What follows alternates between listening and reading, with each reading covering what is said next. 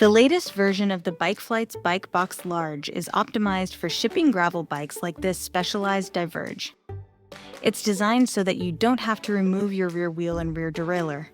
Packing the Bikeflights Bike Box Large is a simple process that requires you to do these 10 key steps.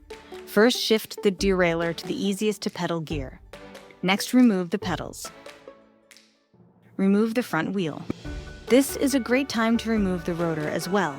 If you have hydraulic disc brakes, it's also a good idea to put a spacer in your front brake caliper and secure it with a rubber band, zip tie, or tape.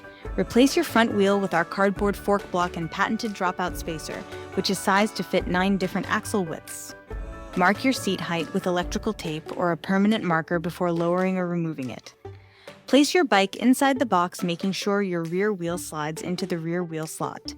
You may need to adjust the position of your handlebars or hoods to prevent them from coming in contact with the side of the box. Insert the wheel sleeve next to your bike, followed by your front wheel.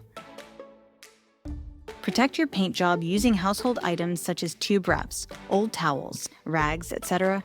Utilize the perforated holes and included bungees to secure your rear wheel, front wheel, and other parts to prevent movement inside the box.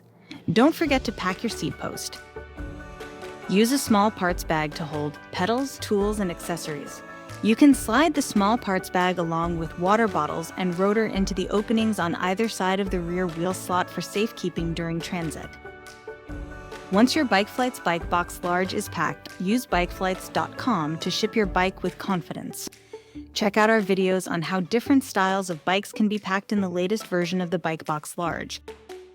We ship, you ride.